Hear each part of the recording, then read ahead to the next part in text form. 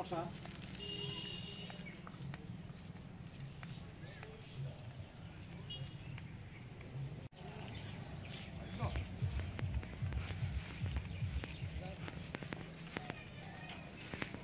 জমিত মানে নিচে, যার ফলে এই অবস্থা এসে।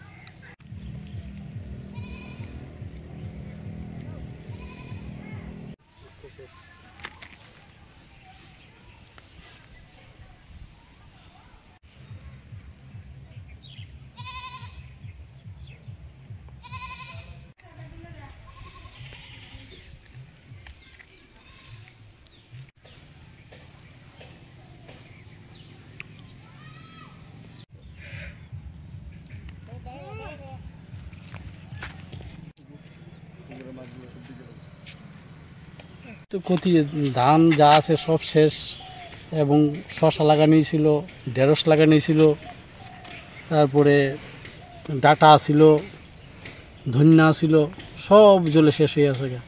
ঘরে জল ঢুকছে, ফ্লোরে জল ঢুকিয়া একবারে কাপড় টাপড় থেকে দুইরা কিছু ওই যে জিনিসপত্র আছিল ওইটিও নষ্ট করে লেছে, সব মাজ্জা গুছা আবার পরিষ্কার করুন লাগছে। আপনাদের কী দাবি থাকবে? আমরা সরকার যদি আমাদেরকে কিছু সাহায্য করে তাহলে তো আমরা বেঁচে যাই, আর নাহলে তো আগামী দিন তো আমরা কীভাবে যে চলবো এটা বড় চিন্তা হয়ে দাঁড়াচ্ছে। মানে এখন তো কোথাও ধানের চারা পাওয়া যাচ্ছে না, কোথায় লাগাবো, কী খাবো, এই নিয়ে ব্যস্ত। এই পাশেই দেখছেন যে জমিগুলি, এটিতে শশা ছিল, শশা সব শেষ, শুধু ছাটাগুলি, পাশের আগাগুলি আছে, আর নাই কিছুই। মোটামুটি আনুমানিক আপনার কত টাকা ক্ষতি হয়েছে মনে করেন?